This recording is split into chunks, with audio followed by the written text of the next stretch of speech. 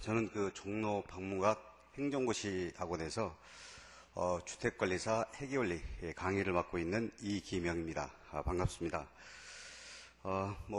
올해 2010년도 13회 시험은 이미 끝났고, 이제 2011년 14회 시험 대비로서 어떻게 보면 오리엔테이션이라고 볼 수도 있겠습니다.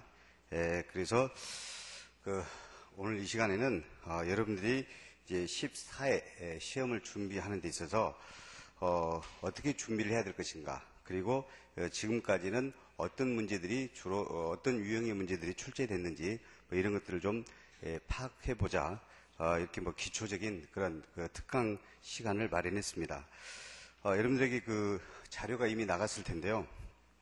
특별히 주택관리사에 대해서 여러분들이 무슨 일을 하고 그리고 어떤 과목이 그 시험에 우리가 출제되는지 그런 것들은 사전에 여러분들이 미리 알고 있을 거라고 생각하고, 저는 이제 회계원리를 담당하고 있기 때문에 그 회계원리에 대해서 기존에 어떤 형태로 출제됐는데 앞으로는 어떻게 이제 그 출제 내용이 변화가 될 것인지, 그리고 특히 이제 그 한국채택국제회계기준으로 올해 13회 시험부터 출제가 되기 때문에, 그러면 그 종전에 작년 그 12회 때까지 출제됐던 기존의 기업의 기준하고 지금 올해 13회 시험부터 출제된 그 한국채택국제기준하고 어떤 그 기본적인 차이가 있는지 그런 내용들, 그리고 이제 그 앞으로는 여러분들이 어떻게 대비를 해야 될 것인지, 그런 그 대비에 관련된 그런 내용, 그리고 이제 그 회계에 대한 기초적으로 몇 가지 용어 등을 설명을 해놨습니다. 그 자료를 보시면 이쪽이 나와 있는데, 그래서 회계가 뭔지 이런 걸 좀 기본적으로 용어 몇 가지를 알아야만이 이 관연도 좀 그 출제 문제에 대해서 좀 여러분들이 이해를 할 수 있을 것 같아서 기본적인 그런 회계와 관련된 그런 재무제표 중심으로 몇 가지를 설명하도록 하고, 그리고 그 3쪽에 보면은 관연도 그 출제 문제가 있어요.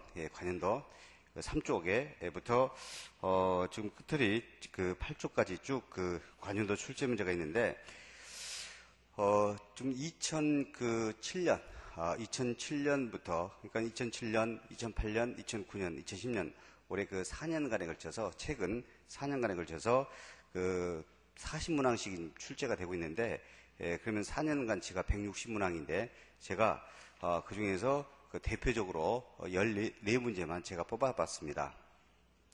이 14문제가 이제 어떻게 이제 구성되냐면, 지금 그 다른 과목에 비해서 회계원리는 계산 문제가 절반 이상은 출제가 되고 있습니다. 그래서 계산 문제가 어떤 유형의 형태의 계산 문제로 출제되는지, 그리고 또 당연히 이제 이론 문제도 출제되는데, 이제 이론 문제도 한 절반 정도 출제되는데, 이론 문제는 뭐에 관한 설명이다, 옳은 것은 또는 옳지 않은 것은 이런 형태로 출제됩니다. 그래서 그 관연도 출제된 문제에서 최근 4년간의 출제 문제에서 이렇게 옳은 것은 이런 형태의 문제로 출제되기도 하고, 또 옳지 않은 것은, 틀린 것은 이런 형태로 출제되기도 하기 때문에 그러한 문제들 몇 문제를 또 선별을 했습니다.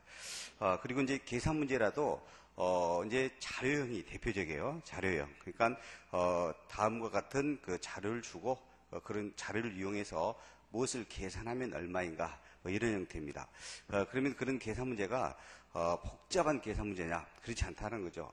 기본적인 내용만 알면 결국은 더할 건가 뺄 건가, 그리고 그게 해당이 되는지 해당되지 않는지 그러한 것만 여러분이 판단할 줄 알면 계산할 수 있는 그런 형태의 문제로 출제되기 때문에 그 자료형 계산 문제, 그리고 이제 또 아예 서술식으로 자료형이 아니라 서술식으로 쭉 설명을 합니다. 그래가지고 무엇을 계산하면 얼마인가, 그런 형태의 계산 문제도 출제됩니다. 그래서 그런 형태의 계산 문제도 몇 문제, 이런 유형의 계산 문제, 이런 유형의 계산 문제에서 몇 문제를 이렇게 선별하다 보니까 또 이렇게 14문제가 됐습니다.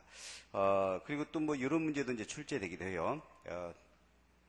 어떤 형태의 문제냐면은 그 자료형이 아니라 이렇게 이제 그 설명 형태로 하는데, 어떤 사례적으로 주고, 그리고 이거에 대해서 그 회계 처리, 이 거래에 대해서 회계 처리를 기술가 옳은 것은 이렇게 또 그 계산해서 회계 처리하는 문제도 출제가 되기도 합니다. 그래서 그런 몇 문제, 유형 문제도 선별을 했어요. 그리고 또 제가 선별하면서 또 한 가지 또 중점을 둔 것은 지금 관연도에 계속적으로 반복해서 출제된 그런 문제를 또 중심으로 선별을 했습니다. 뭐 하나 예를 들면 그 은행계정 조정표 문제는 9회부터 지금 그 올해 13회까지 계속적으로 출제가 되고 있습니다. 그래서 뭐 그런 또 계속적으로 출제된 문제 중심으로 인해서 쭉 선별을 하다 보니까 14문제가 됐습니다. 그래서 이 14문제를 통해서 여러분들이 이 14문제 풀 수 있는 능력을 이 시간에 길르자는 것이 아니라 이런 유형의 문제가 출제되니까 내가 어떤 형태로 앞으로 그 시험에 준비를 해야 될 것인지 이런 것을 파악하고자 그리고 그 계산 문제를 하더라도 이렇게 하면은 문제를 풀 수 있겠구나라는 그런 어떤 그 기술을 좀 이렇게 풀어야 되겠다라는 그런 기술을 좀 익히자라는 취지에서 이렇게 그 문제를 좀 관연도 문제를 풀어주는 것이지 여러분들에게 뭐 이 관연도 문제에 대해서 어떤 그 실력을 기르고자 하는 것은 절대 아닙니다. 그래서 그 오늘 그 몇 시간을 통해서 여러분들이 이런 그 주택관리사에 대해서 이제 나름대로 어떤 그 계획을 수립하는 데 있어서 좀 도움이 되었으면 합니다. 자, 그러면 먼저 그 1쪽에 그 출제 내용의 변화라고 되어 있습니다. 출제 내용 변화라고 되어 있는데 뭐 나중에 여러분들이 이제 그 막상 준비를 하면서 먼저 기본서를 이제 구입하게 되면 뭐 기본서 머리말에도 이와 비슷하게 제가 써놨습니다만 한번 보도록 하죠. 어떤 형태로 출제 내용이 변화가 됐는지. 자, 이 기업이 이제 세계화되고 자본시장이 이제 국제화됨에 따라서 뭐 회계 정보에 대한 국제 간의 비교 가능성을 증진시키기 위해서 어떤 국제 간의 통일된 회계 기준이 필요하게 되었다. 당연히 이제 우리는 기업에서 어떤 여러 가지 그 거래나 경제적인 사건들이 생겨나죠. 뭐 그런 것들을 일정한 그 원리 원칙에 따라서 뭐 기장을 해서 요약을 해서 그 정보 이용자들, 투자자 등 여러 정보 이용자들한테 어떤 그 정보를 이렇게 제공합니다. 그런데 당연히 이제 그 기준이 없이 어떤 정보를 제공하게 되면 이런 정보 이용자들이 왜곡된 정보에 의해서 어떤 그 합리적인 의사결정을 할 수가 없겠죠. 그래서 당연히 우리가 이제 어떤 회계 처리 및 보고를 함에 있어서는 뭔가 기준이 필요하죠. 그런 걸 이제 우리가 회계 기준이라고 합니다. 그러면 그런 회계 기준이 이제 각자 나라마다 그 나라 실정에 맞는 그런 회계 기준이 독자적으로 있었죠. 그럼 우리나라도 당연히 기업회계 기준이라는 것이 뭐 종전에 계속적으로 있었습니다. 그런데 이제 아무래도 이제 세계화가 되니까 당연히 통일된 국제적인 회계 기준이 필요하더라 이거죠. 그래서 이제 그 유럽 연합 중심으로 국제회계기준위원회를 구성해 가지고 어떤 그 통일된 기준인 국제회계 기준을 제정을 했다라는 겁니다. 그렇죠? 그래서 우리나라도 이러한 그 기업의 회계 처리에 대한 투명성을 확보하기 위해서 어쩔 수 없이 이러한 국제회계 기준, 통일된 국제 기준을 우리나라도 도입을 하게 됐다라는 것이죠. 그래서 우리나라에도 이러한 그 한국회계기준원이라는 게 있어요. 한국회계기준원에 회계기준위원회를 구성해서 우리나라도 이러한 국제회계기준을 근거로 인해서 우리나라도 이러한 그 국제기준을 근거로 인해서 제정한 회계기준이 있습니다. 이게 바로 한국채택 국제회계기준이라고 합니다. 거기 보면은 그런 형태로 돼 있죠. 유럽연합 중심의 국제회계기준위원회, 즉 LASB 국제회계기준위원회에서 결성돼 가지고 국제회계기준을 발표하고 있는데 우리나라도 이러한 어떤 그 회계 투명성을 제고시키기 위해서 이러한 한국 채택 국제 기준을 전면 도입하게 됐다는 거죠. 그리고 한국 채택 국제 기준은 조금 전에 말씀드렸다시피 이러한 국제 회계 기준을 근거로 하여 회계 기준원의 즉 한국 회계 기준원의 회계 기준 위원회에서 이러한 국제 기준을 근거로 인해서 제정한 회계 기준이 한국 채택 국제 회계 기준이다. 물론 이제 회계 기준 위원회에서 이런 걸 이제 제정을 했지만은 당연히 금융위원회 금융위원회에다가 보고한 후에 금융위원회에서 이제 공표를 해서 이제 실무적으로 적용을 하고 있습니다. 자, 그러면 이러한 한국채택국제기준은 어떤 형태로 구성되느냐? 나중에도 우리가 이제 보겠습니다만 한국채택국제기준, 그냥 제가 간단하게 약분을 써서 KIFRS라고 할게요. 이게 이제 한국채택국제기준이에요. 이것이 어떤 형태로 구성됐냐면 이제 크게는 이제 기업에게 기준서라는 게 있습니다. 기업에게 기준서와 그다음에 기업에게 기준 해석서로 이렇게 구성이 됐습니다. 그리고 거기 나왔듯이 이제 어떤 실무적 적용의 편리를 제공하기 위해서 또 뭐를 또 발표하고 있냐면 실무 지침을 발표하고 있습니다. 여기에다가 이제 어떤 실무 지침을 또 발표하고 있다는 거죠.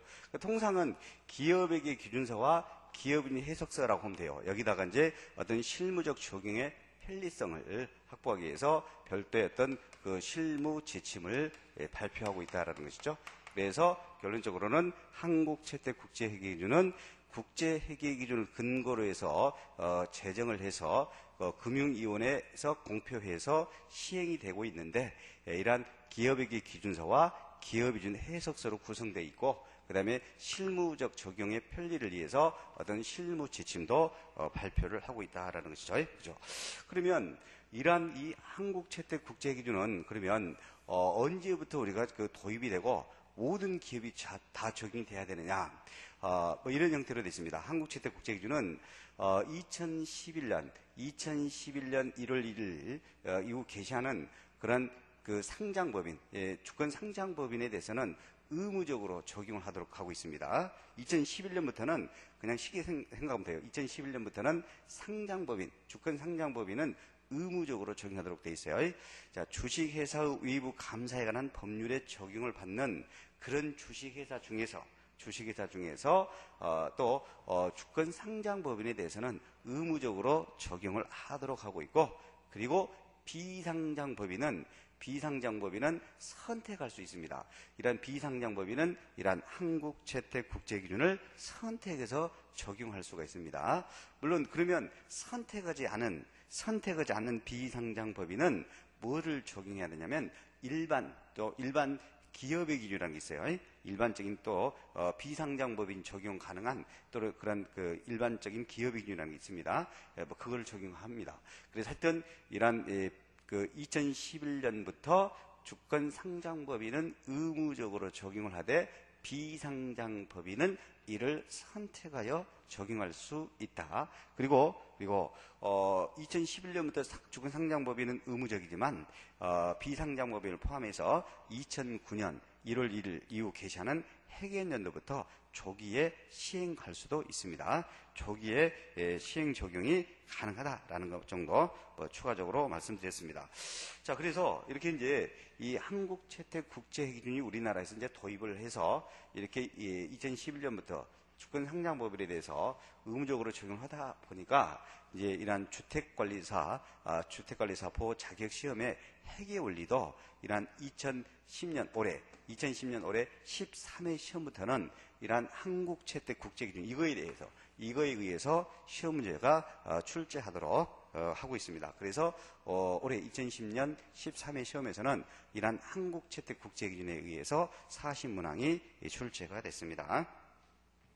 자, 그러면 이러한 앞으로도 이제 계속적으로 내년 14회 시험에도 앞으로 계속적으로는 이러한 한국채택국제기준에 따라서 시험 문제가 출제가 되는데 그러면 기존에 쭉 우리나라가 우리나라 기업에서 적용해온 기업에게 기준입니다. 기존의 기업의 기준, 일반적으로 인정된 회계 기준이 기업의 기준이었고요. 일반적으로 인정된 회계 기준이다. 그래서 이걸 이제 우리가 가프라고 있습니다. 기존에 그냥 제너럴리